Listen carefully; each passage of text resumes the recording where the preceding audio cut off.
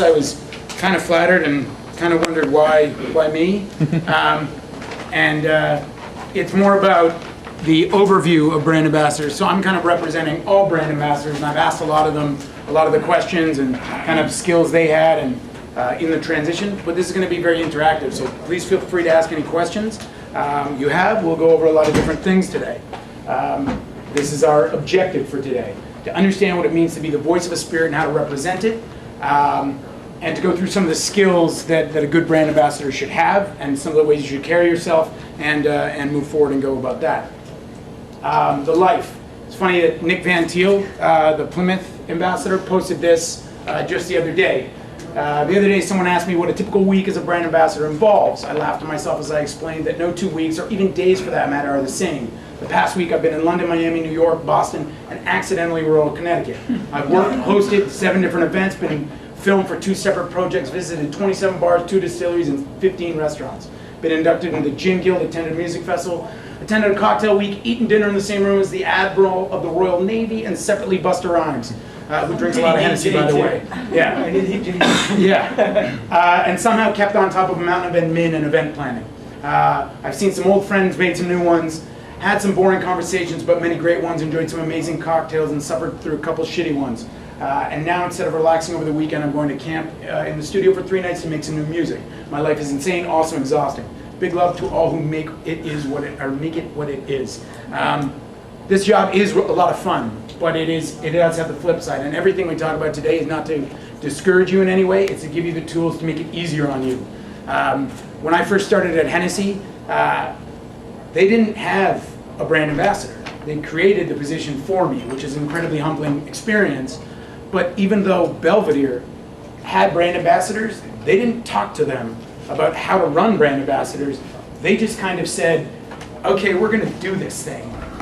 And then my boss quit. Or he knew he was switching positions in the first 2 weeks that I came on, and the new boss came on a month later, and we kind of both just figured out the ambassador role together. So we went through a lot of growing pains, and I've learned a lot from that, and we built the role into something more effective than it was in the first year. And then when we got some lovely Grand Marnier ambassadors, I was brought in to talk to them about those same stumbling blocks that I went through. So luckily, as a company, we're even learning. But the life.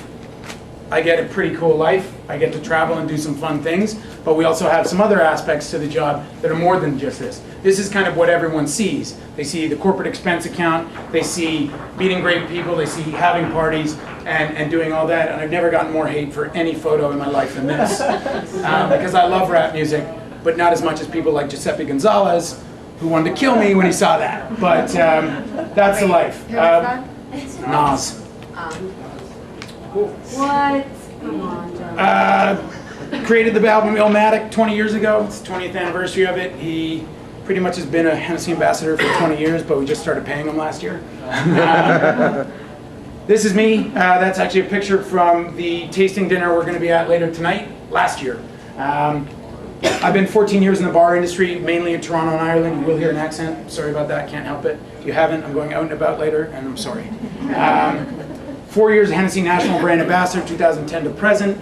I own a consulting company, as I think everybody does. And that's kind of how it all started, and that's one of the things that helped as a brand ambassador, because I can run stuff through the consulting company and I pay less taxes, so that's a great way for you to do things. And then I presently own a bar in Toronto as well, and the bar wouldn't exist without me being the ambassador. There are some cool aspects to this job because I have an incredible team of guys that I work with in bars that are running it day to day, but I get to see all these cool things happening all over the country and all over the world, and I get to feed ideas back to them.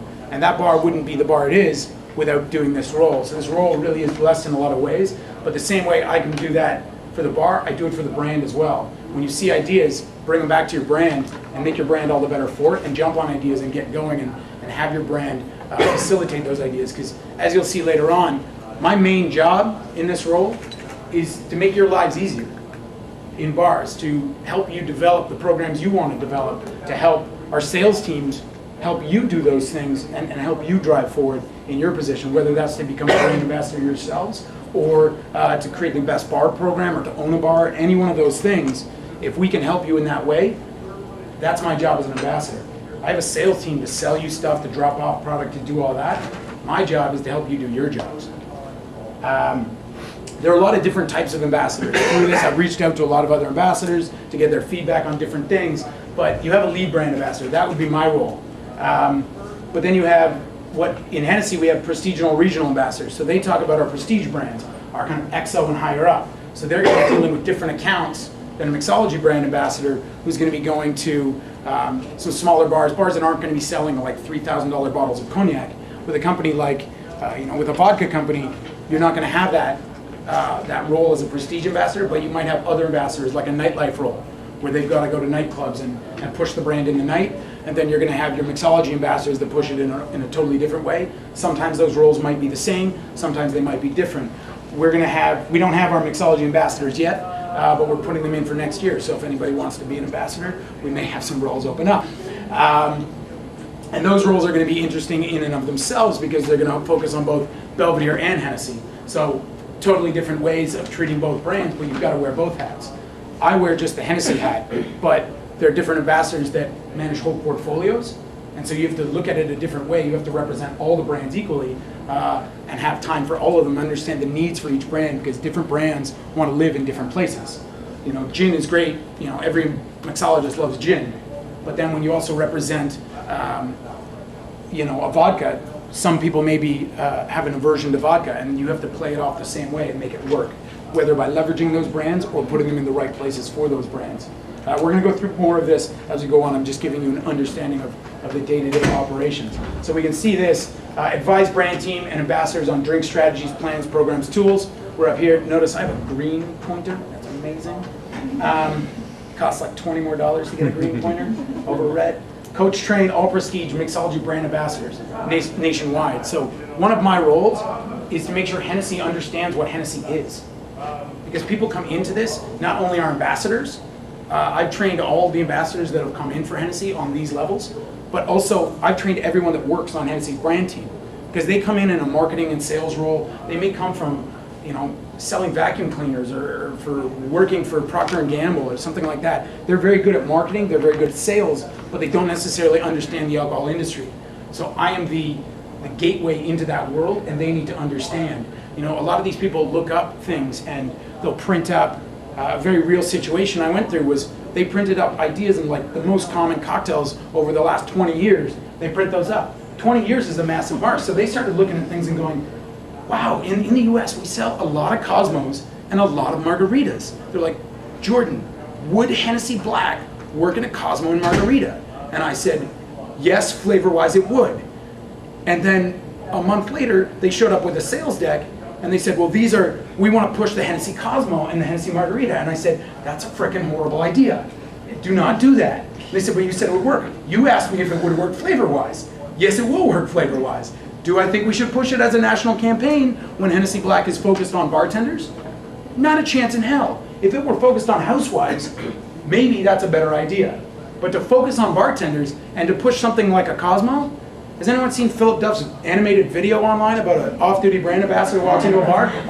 I showed that to my brand team to let them understand the bartender side of things. Where you looked at something, and the Cosmo is a fabulous cocktail.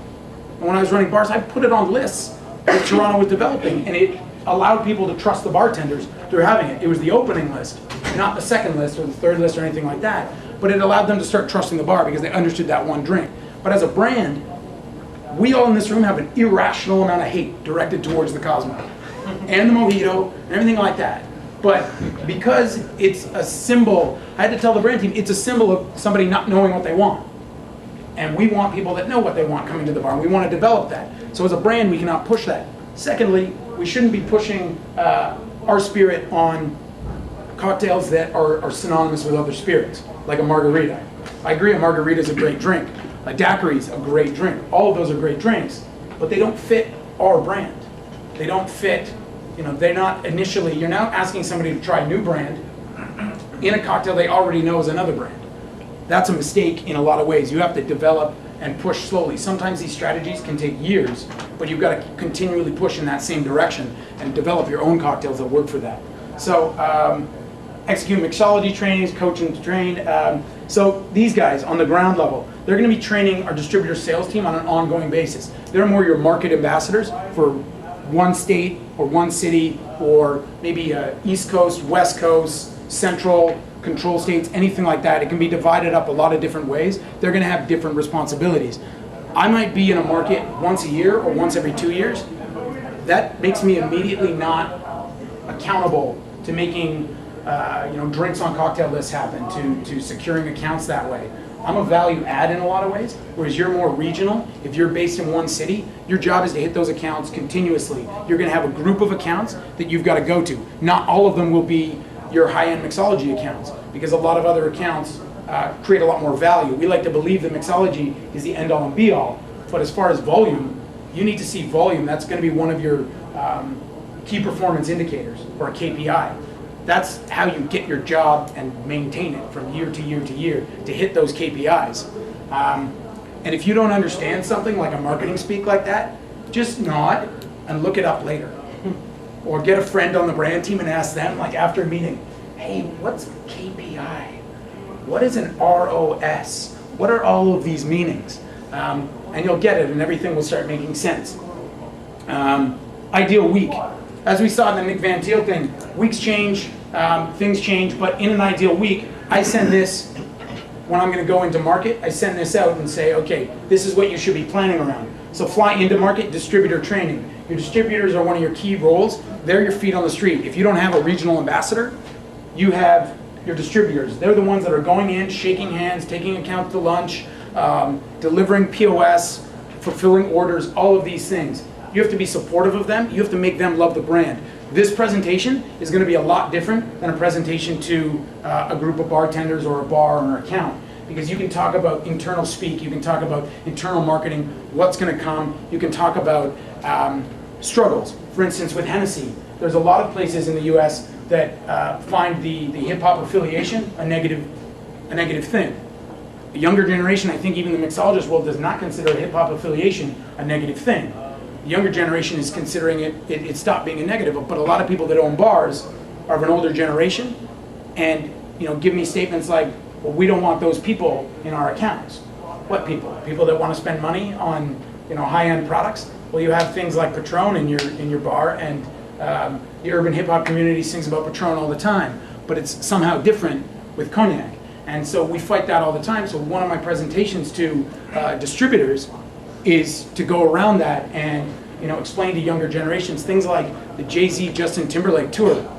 That wouldn't have happened 15 years ago, but it's happened now. It's become more part of the norm, and you encourage that and present that. So find something that your brand, every brand's going to have some kind of negative out there.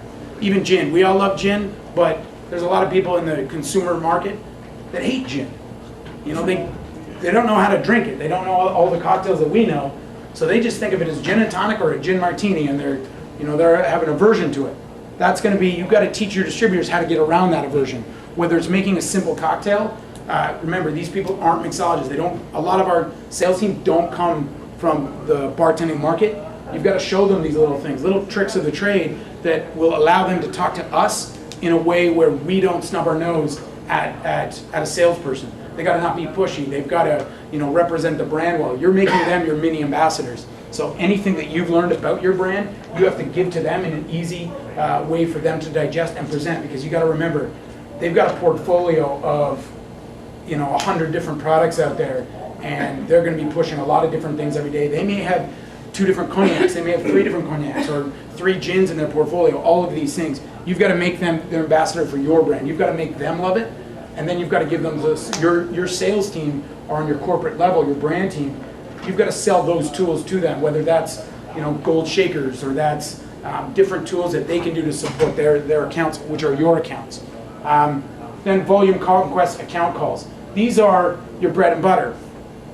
I just said mixology accounts are a very small portion of everything. You don't get a lot of sales. If you're on the cocktail list, you'll sell, but not the same way that like a TGI Fridays is going to go through something, or another account like that. The bread and butter for me is how I hit a lot of my KPIs is going into accounts, not necessarily a TGI Fridays, which is what's called a national account. So you can't affect their cocktail list. That's affected on a national level. you've got to have a meeting with the head guy from TGI Fridays, and your national accounts team will set that up, and you go in and do a presentation with them, and you may get all the TGI Fridays in one go, or you may not. That's a bonus. You could hit pretty much your entire KPIs in one go if you nail that well. But the other, what I'm talking about is the volume, like 100 seat to 300 seat restaurant that's got great food, it's got great drinks, but they're not, you know, that mixology heavy level of drinks. They're not the PDTs of the world. They're not these. They're not the crafted cocktails. They're, you know, like a Jack Daniel's lemonade, those kind of things, where you can give them something that's like 5-ingredient cocktail, and they can execute it well. They can execute, but they don't have that guy, that lead mixologist that's going to come up with it necessarily. So they rely on you, and your sales team relies on you to give those accounts what they need. So you go in and do that presentation. You're presenting to them, but you're also feeding them cocktails and ideas for them to then execute. And you get the goal there is to get a cocktail on that menu, because then your volume sales go through the roof, because they're not the accounts that come in and, you know, people know they can order off the list and get Negronis and get Manhattans and get any kind of classic cocktail they've ever heard of, or say experiment. They tend to stick to the list. So that like 8 to 10 cocktail list is gold. That's your money point. You've got to get on there. So you need to go and pick cocktails that are going to match those. Are they, you know, Mexican food? Is it a sushi place? Like, what can you tailor your brand to? I've got cocktails broken down into, you know, Hispanic-based cocktails that are based on either Hispanic holidays or popular Hispanic drinks, like the hibiscus tea in a cocktail, you know, known as the Flor de Jamaica. They drink it a lot in like taquerias, just unalcoholic. So if you can add something to that and make a great drink out of it, that appeals to that account. Sushi places, adding some sake to it or some green tea, things like that. Easy fixes for them that match their idea and then also drive your brand forward. And then you've got PM mixology account calls, because this is important. All of our bars are generally what you would call an image account. They're an account that doesn't make a lot of sales, but in a local community, if you have the guy that's considered the top mixologist, or you have, you know, a top bar, your sales team can use them as leverage on other bars. Like, oh, you don't want to mix with Hennessy? PDT's mixing with Hennessy. What's your, you know, like, what's your deal? They're considered the, you know, we're all considered the gatekeepers, but we're the gatekeepers for a bar community. So that's a different account call. I would never go into PDT and try to tell Jeff Bell how to make drinks. I might go in and make him some drinks, but it's a camaraderie effect where we're just hanging out together and doing something, and I'm giving them knowledge on cognac. I'm in a particularly interesting position because cognac is not well known, and there's not a lot of people that know a lot about cognac. So I can base a lot of that on that.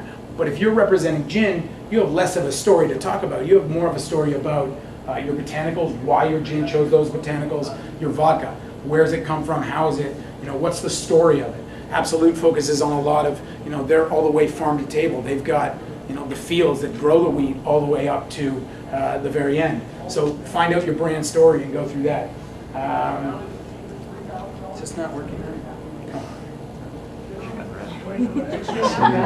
God, the green pointer killed my battery maybe.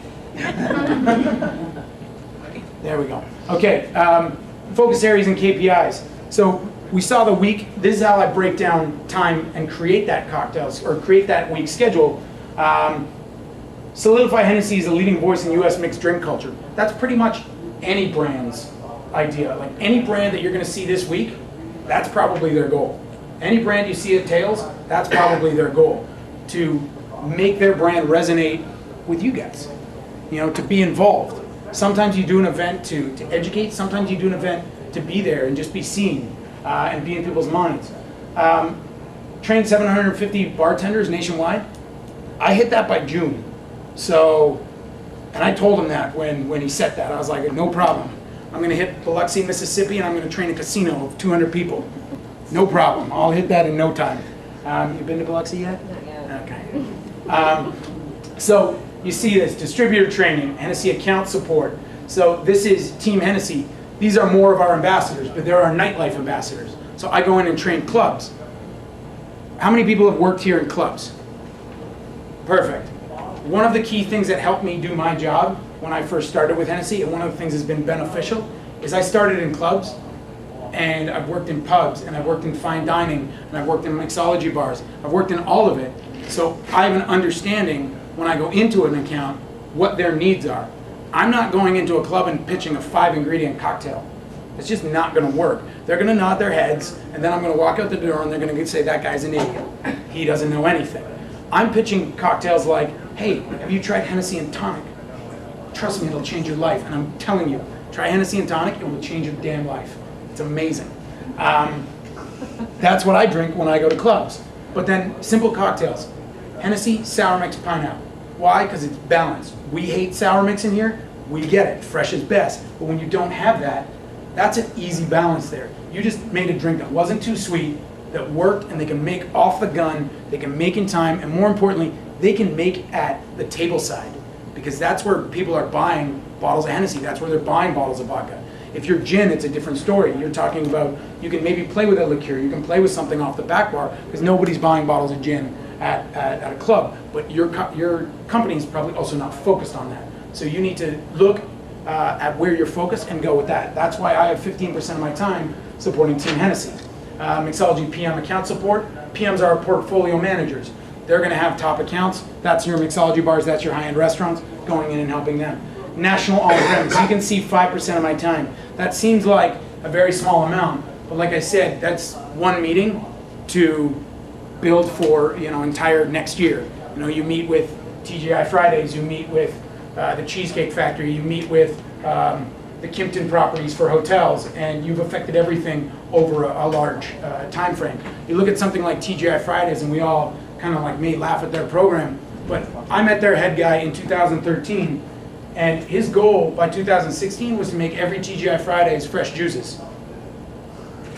That's crazy.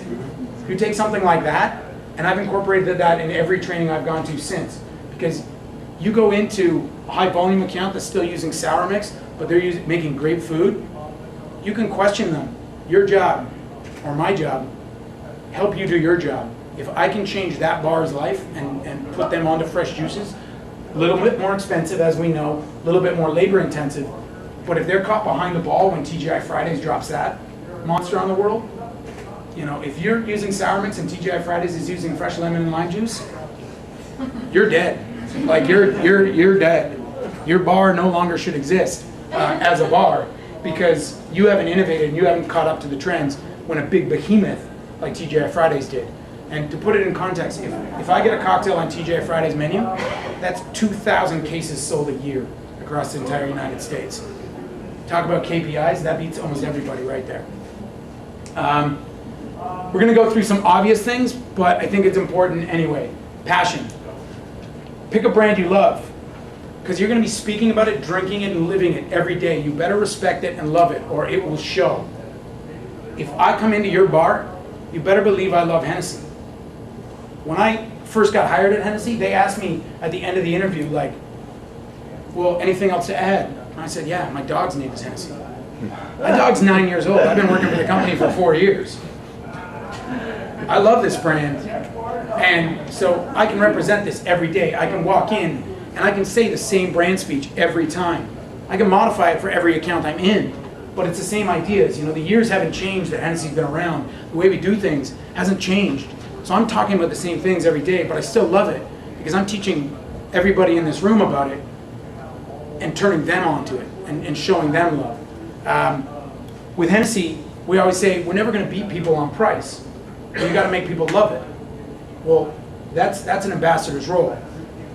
You're working for a spirit company, whatever price it may be more of a discount one, it may be a more price conscious one, or it may be a very high end one. You got to see where you fit in, and you've got to sell it, and you've got to live that.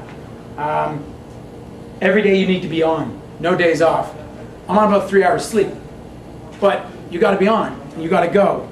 It's like you guys today. You got to come to class. They take attendance. So you can't be hungover. You got to be here. And that's the brand ambassador's job. You might have just worked a party and then had to clean up from the party and be off like working a bar hours at 5, but then you got to be on a flight at 6:30 to go to another market. You sleep on the plane for a few hours and then you show up and you've got to start training. And you've got to be on, you've got to be ready to go. You look at that expense account, but you start a day at 8:30 a.m. training distributors. you train all the way into the evening, and then you start working events and going to bars and representing it. When you go to dinner, you're not off. You're still representing your brand. You can't get sloppy. You can't do outrageous things. You got to go to the bar because you never know whether somebody you trained at another bar is working in that bar, and you're always representing your brand. You're always on. You're the face of that brand, and you've got to take that as a huge respect thing. Know the history of your brand inside and out. Why does this brand exist? The brand could have been made yesterday, but there's going to be a reason of why it exists. What was the thought process around why this vodka was done in copper pot stills, or why it wasn't? What the base spirit or what the base grain is for it, what the grain combination is, what the history of your distillery is. All of these things, even if it's a brand new brand or a 249-year-old brand like Hennessy, there's going to be a story there. You've got to know that story, and you've got to be able to manipulate it in ways based on situations to talk about it and make other people love it, to make other people exist. Question? No? Okay. Learn about all the brands in your company's portfolio. There are very few brands that are just singular brands anymore. There's a lot of brands that are associated with them. You need to know about those brands. You need to relate to them. There's a lot of different situations that I've been put in where I've had to make a 10-cane cocktail, where I've had to make a Grand Marnier cocktail.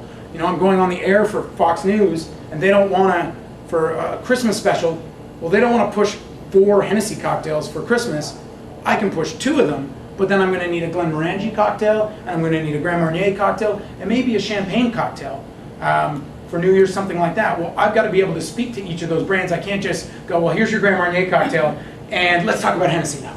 I've got to speak to all of them, because otherwise it looks bad on camera. It looks bad that you only spoke to one brand. It looks like a sales pitch where they're putting you on there because you're a drink expert that just happens to work for the company that you work for. This one sounds kind of scary, but love yourself. This means take care of yourself. You've got to have days off. You're always on, you're always representing your brand. So on your day off, don't take dumb naked photos of yourself and put them on Facebook. That's a bad move. But take days off. Be with your friends, be with your family.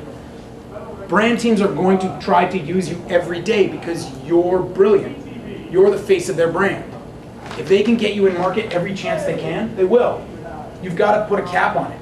The first year, I didn't do this. The second half of the first year, I said, no, guys, I need a week at home every month, or I'm going to go crazy. And also, I can't do my job effectively. If you want cocktails for an upcoming TGI Fridays presentation, I can't do those from the road. I don't travel with a bar. And I'm not going to just go into a bar and be like, hey, can I borrow your back bar for like 3 hours while I innovate and do some things? Don't mind me, though. Take care of yourself. Go use the gym. You're going to eat incredible foods. You're going to be out at incredible places. Don't always get the steak with foie gras on it. Don't always get the burger. Like, you have to know, like, oh, I'm going to be in Texas tomorrow, and I'm in Minnesota today. No, maybe I'm not going to have steak right now. I'm going to have something else. Because there's always going to be another opportunity. Get something else. It all comes down to everything. Take care of ourselves. We are incredibly at fault in that in every aspect of the bar industry. You're going to be drinking all the time. Take 2 days off a week. People always ask me, like, you get to drink on planes? Yeah, I could. I don't ever drink on planes. Because what's the point? I'm going to land and I'm going to get drinks. So it's all fine. Take your moments and be good to yourself. If you don't need to be out till 2 every morning. Get back. You're not good for your brand if you're exhausted all the time. Spirit knowledge. Know the history of your spirit category inside and out, including other brands within the category. When I walk into a presentation on cognac, I start with, I'm going to talk about a lot of cognacs today.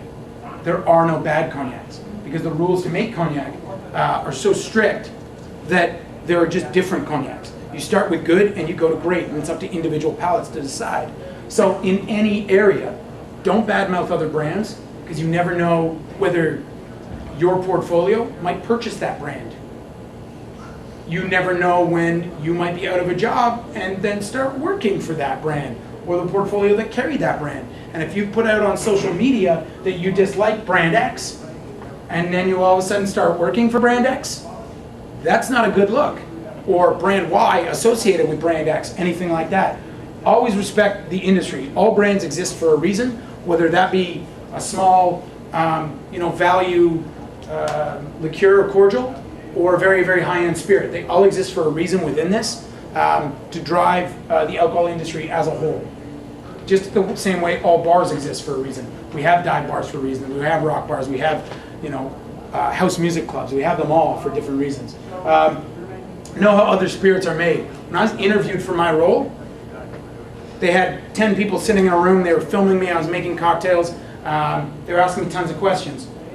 This really intimidating French guy in the corner was asking a lot of weird questions, like, okay, Jordan, tell me about cognac. That one was not weird.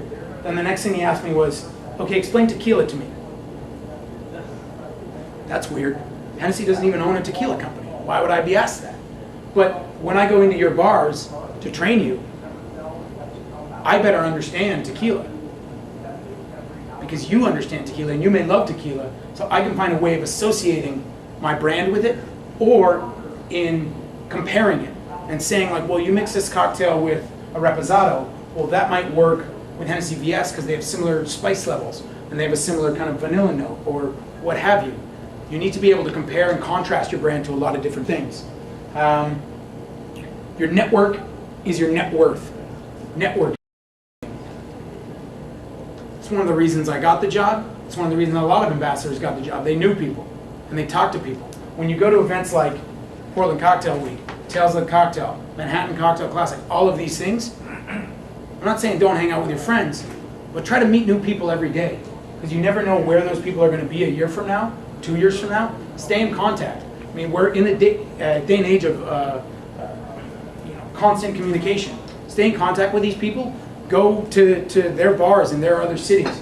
Go enjoy the life, because the larger your network is, the greater you're an asset to your company. Because you can go into different accounts in different markets and already know people there. And go, oh, you know what? I've never been to Portland before, but I know 4 people there, and I know their bars, and they're running bars, or they're working at bars. So I can set up trainings and have a personal relationship. Because we all know the connection to your brand, but then you're bringing that to everybody else. And support your network from the ground up, because people will pick up and carry your product for you. When I was running bars, and I put a Belvedere cocktail on the list, I went, this one's for Claire Smith. She did a great job with us. How could I not want to support her? And I hope people might do that for me, maybe, hopefully, somewhere. But you're supporting them.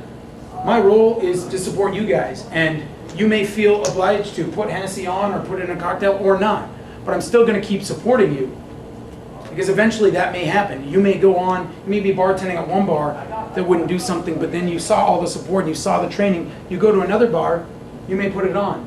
You may understand that. When I went into, as we go back to brand knowledge, I walked into a bar that was up and coming bar in Birmingham, Alabama, and I was talking to them, and they had 2 different cognacs on the back bar that were very different than Hennessy as far as flavor profile.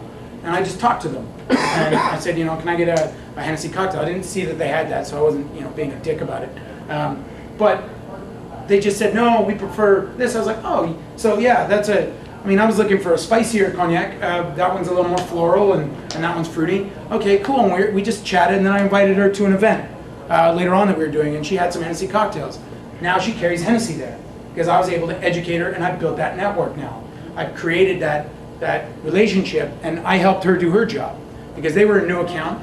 I not only taught her about my brand, I taught her about 2 other cognac brands that she carried, and now she has a better understanding of the cognac world, and can, when we're sitting behind the bar, education is key now. People want to know about stuff. They come to us for that.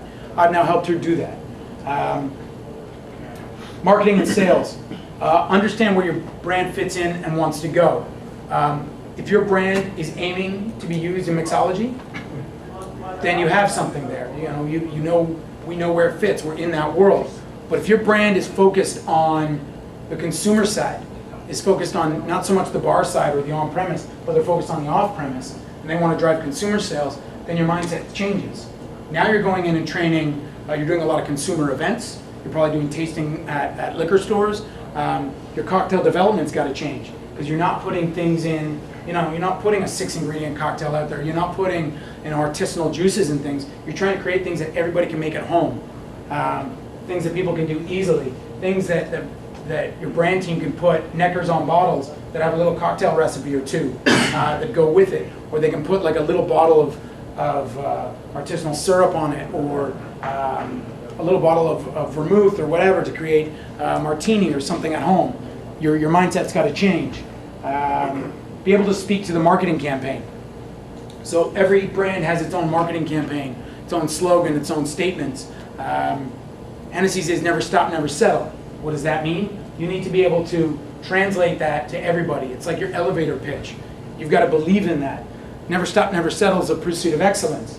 It's for those that have succeeded, their one level of success is not good enough. It's chasing the wild rabbit is the other part of the campaign. That's following success. You're successful at one thing, you're the best bartender at your bar. Okay, well you want to be the best bartender in your town, in your city. You want to be the best bar manager in your city. You want to be the best bar manager in the country. You want to be the best bartender in the world. All these things, it's chasing that success. So being able to translate that and add it into the brand's history and the brand story and why that brand exists is important. And you've got to make that live. I know a friend of mine reps Absolute, and their whole campaign was on their craftsmanship and how they make their licks and their copper pot stills and everything like that. And so they paired with a lot of artists and unique artists because it was about that for them. It was about that marketplace and that farm to table from start to finish and the art of creating that. We already talked about build cocktails that work for your brand strategy.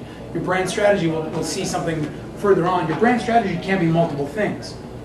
You're going to have distributors that work with the liquor stores and do those simpler cocktails, but then you can also part of your brand. Like for me, I'm the mixology side to Hennessy.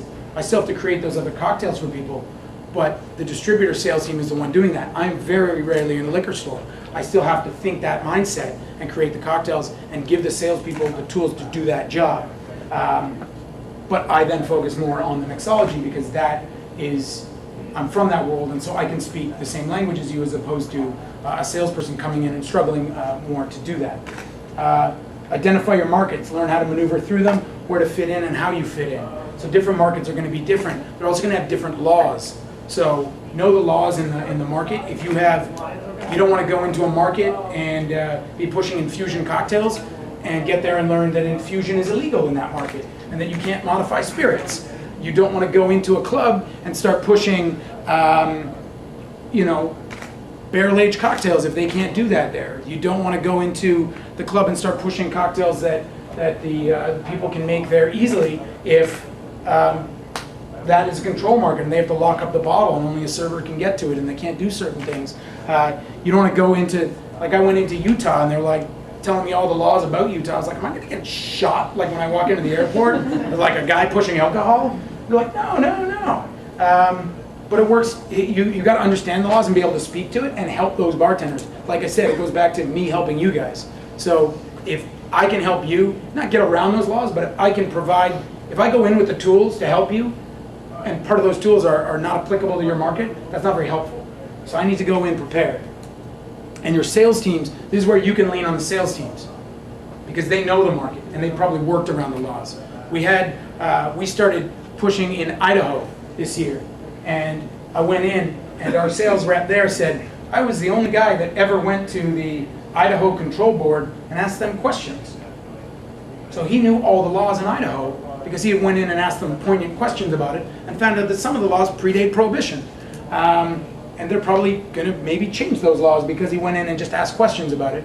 But know those laws, and if your sales team don't know them, research them and find out. If you're going to go in and do a guest shift in Vegas, you need a license to do that. You need a license to be a bartender in Vegas.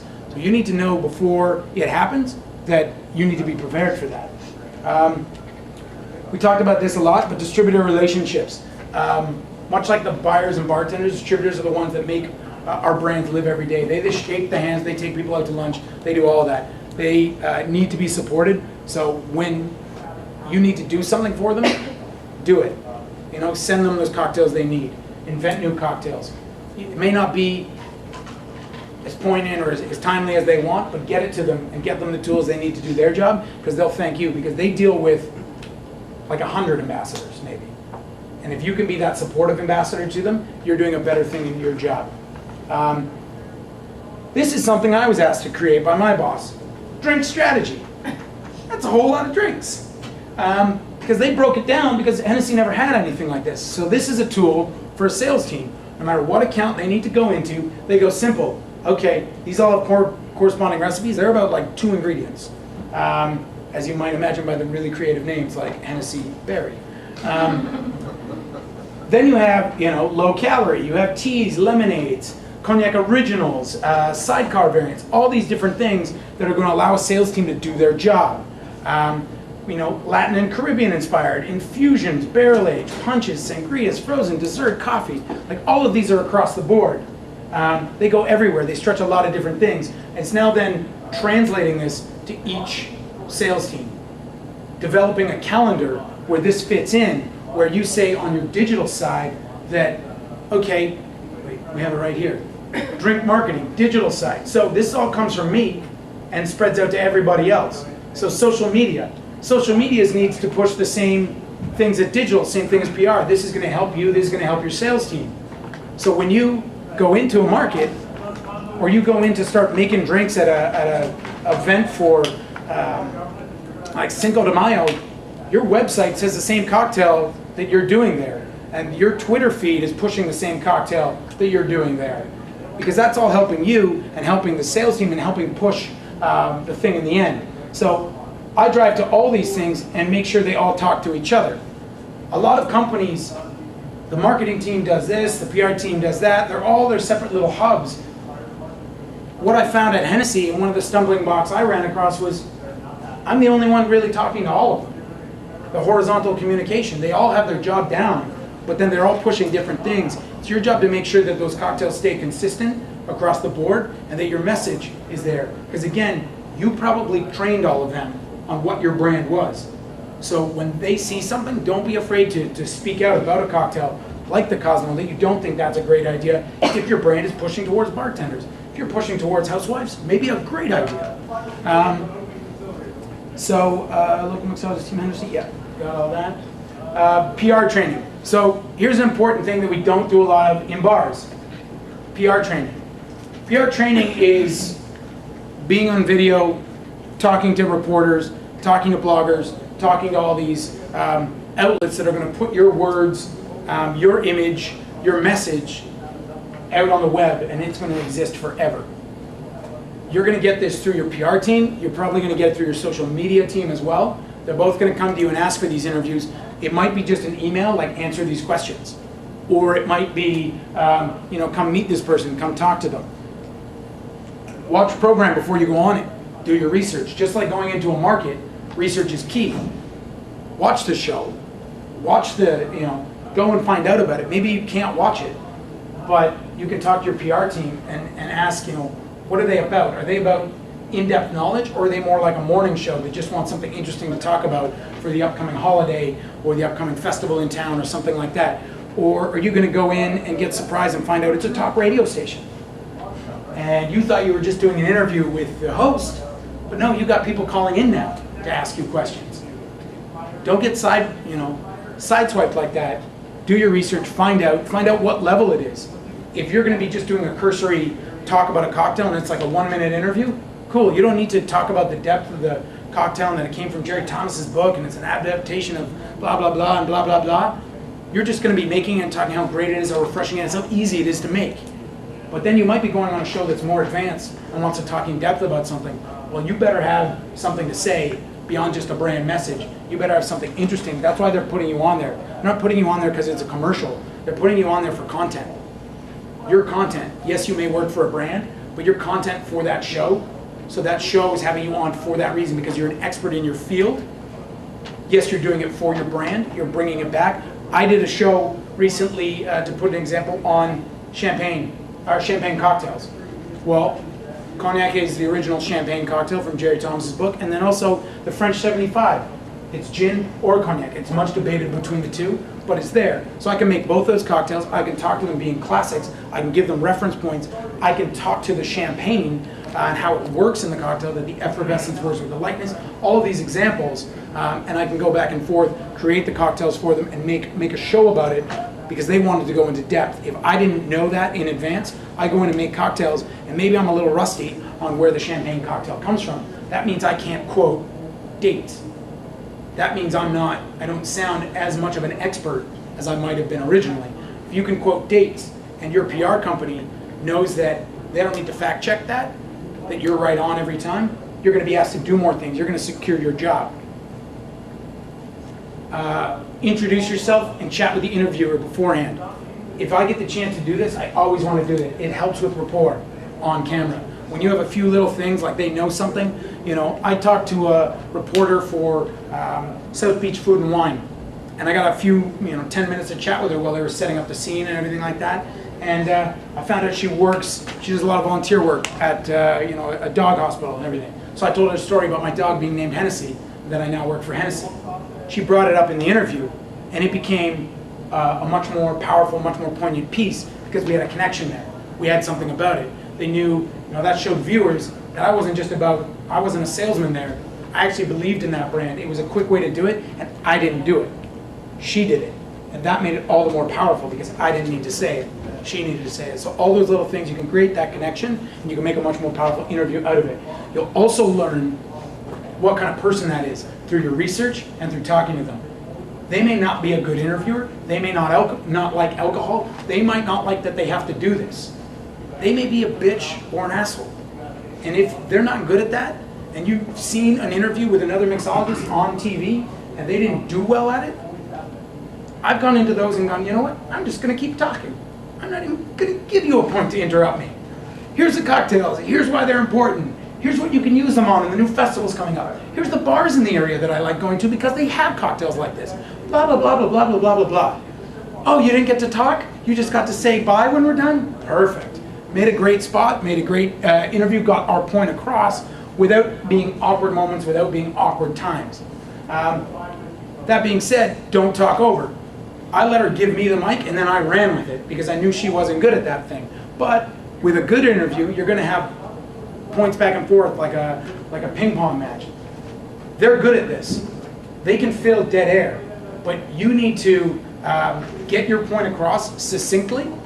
And when you're done your point, look at them. Make sure you're done your point. Then they go on to their next point. Have something more to say than yes, no, all of those. Every question, though it may be something small that you could respond with yes, respond with a full sentence. Keep relating back to the brand. Never say no or wrong. Transition out of it. No or wrong is a dead point. It's dead air. It's like an exclamation point. It stops. Even if they're wrong about something, they may say something like, well, it doesn't only, I thought you should never mix with Hennessy. I thought you should only have it on the rocks or neat. It's easy for me to say no there and say something. And I would say, well, historically, it was very synonymous with the cocktail world. Dating back to the original cocktail book, when people started not mixing with it, it was after phylloxera killed all the grapes, and it became very rare and very expensive and very hard to get. And therefore, if you couldn't get it, it had that reverence to it. You've just elevated that interview. You've talked a lot about your points. You've talked a lot about the synonymous, the synonymous nature of cognac and cocktails, or your brand in whatever historically, and now they have something else to jump off from. Now they can go somewhere else. Like what? What cocktail was it historically? Where did it go? Those are great points. You're creating an interview. You're creating that back and forth, that badminton match or that ping pong match. And more than just no or wrong, you can say, well, in general, or some people have that, some people have that belief, but in actual fact, it's more common to have this. It's always moving them transition out. You never want to show them that they're wrong. You need to make them look like a star as well, that they knew what they're talking about and that they prepared for that interview, whether they did or not. Hold on. You don't have a lot of time for a lot of these things. You're like a 3-minute segment. You'd be surprised how fast 3 minutes goes, especially if you get an interview that likes to talk about herself, or talk about himself, or talk about whatever they're doing. They'll meander, they'll talk about the first time they tried your product, whether they love it or whether they were surprised by it or blah, blah, blah. Well, you need to make sure that you get that cocktail across or that you get whatever you're doing across. So have it prepped ahead of time. Know that, it's like when all those celebrity chefs are on shows, they're like, okay, this is what you do and you put it in the oven for 3 hours, but look, I've already got this one. That's what you've got to have out. Maybe you have a cocktail already made just in case and it's sitting there for beautiful vision, but then on top of that, your cocktail is ready to go. You're not jiggering up on stage. You have it like, oh, here's a half ounce of lemon juice already in a ramekin. Boom, here's a half ounce of lime. Here's a half ounce of agave. My agave is already mixed with water, so I've already cut it down easily. All of these things can be a faster method of doing things. Maybe you already have the ice in the shaker, the ice in the glass already. Those create noise on stage. All those little things. Be prepared to basically, what that person already ordered, you're just creating it. And you need to do it quick and you need to do it succinctly. And just like don't talk over, don't talk when you're shaking and don't start shaking when they're talking. And that's sometimes hard because they keep talking and you're like, I gotta make this cocktail, like right now. Like your producer's yelling at us. Well, you gotta be prepared to take your moment and maybe answer their question as you're starting to put ingredients together so that you can end your sentence with the shake and therefore they can't talk. They know not to talk over that. Why do you suggest not talking during the shake? Because I've been to other PR things that suggest it's the opposite. Because generally you have a mic on and the shake is going to be intrusive of it. If you're making a quick point, cool, but don't make a poignant comment during a shake because it's distracting. Don't look directly at the camera when you shake, it's creepy. It's kind of like, would you ever sit there shaking looking directly at us? It's creepy. So look away, look at the host, look at something else. It looks weird. Don't do a double shake like this on camera, all of these things. Think about what you're doing ahead of time. If it's going to look weird, be prepared. PR talk or interviews is like getting in a fight with your girlfriend or significant other. This is the way I thought about it when I was first trained, because when you make a comment to me, or when you're talking, I'm taking the first bit of what you're saying, and I've already come up with what I'm going to say next. I'm not even listening to what else you're saying, because I'm going to make my point.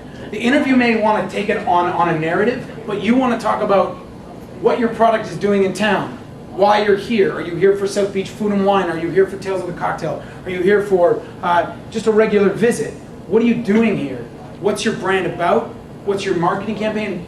Your PR team should prep you on what you're going to be talking about, what you need to talk about. Make sure you talk about that. If their questions are going to lead off in interesting areas, you need to know ahead of time how much time this interview is going to be. If it goes over because they're interested, that's great. But you need to get your point across in the time you have allotted, and then you can start talking about fun and interesting things. But you need to get that point across first. So no matter what they're saying, you always need to be cognizant of, I need my point here.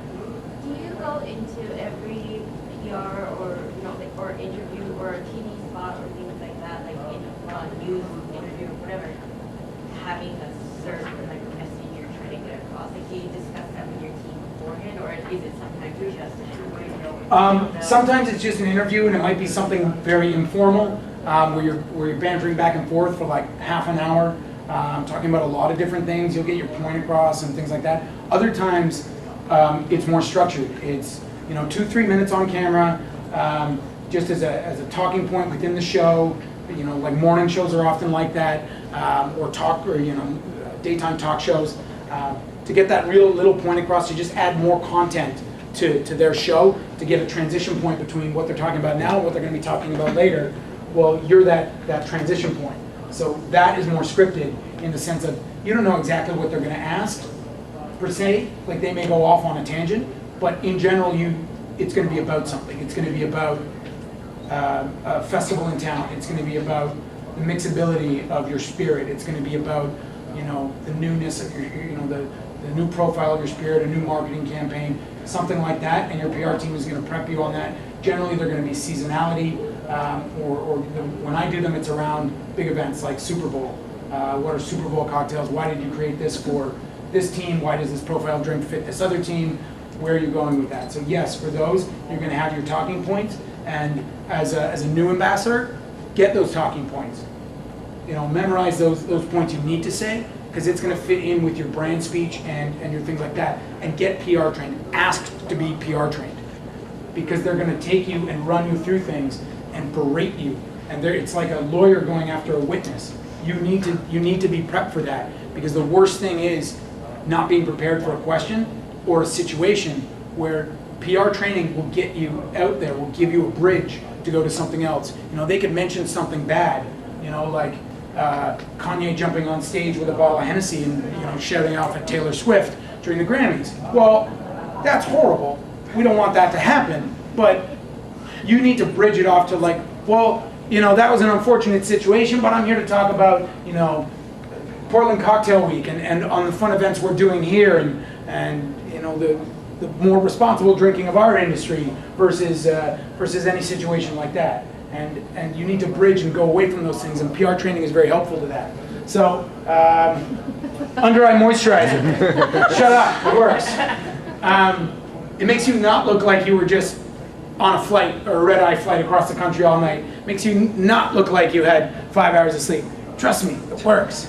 Yeah, what brand? There's a lot of different ones out there. I use one from Canada called Continent.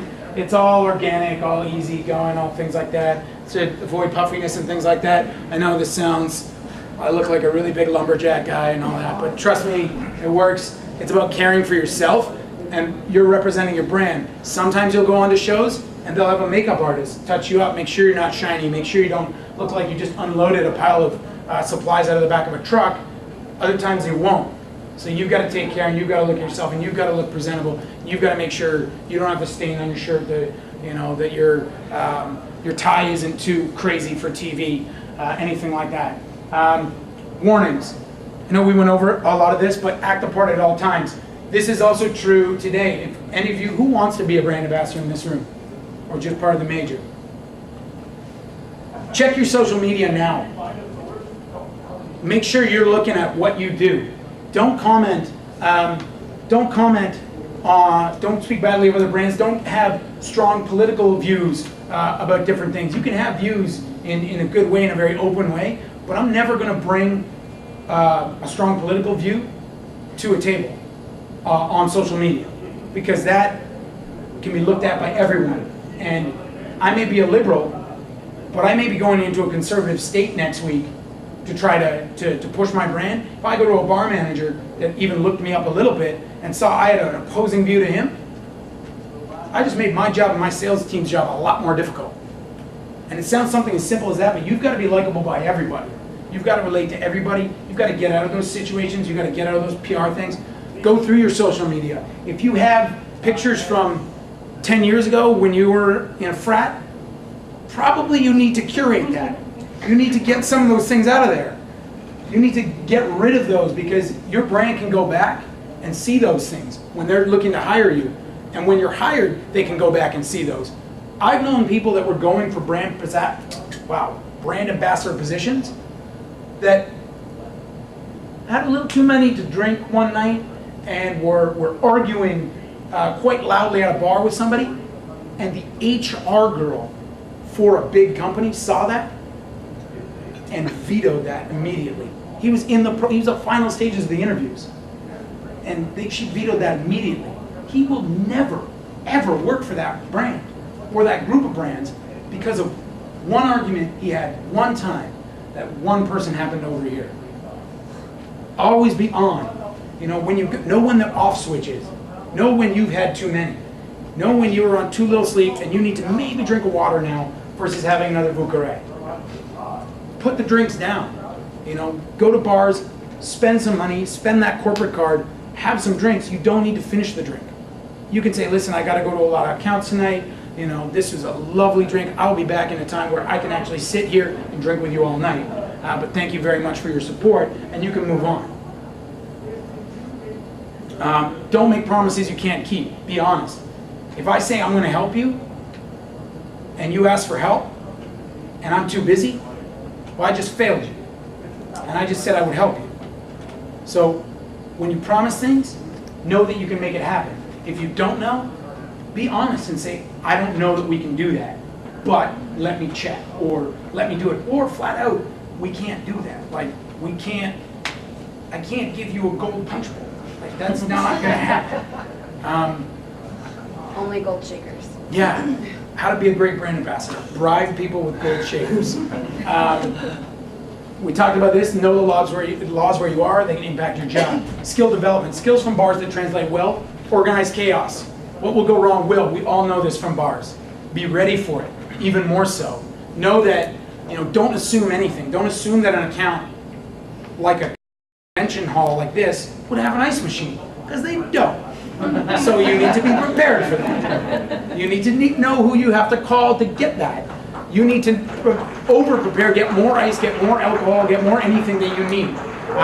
Keep some hard to get things like bitters on you. If you have artisanal cocktails that require something, you don't know that they have orange bitters where you're going, or that they mention hall like this.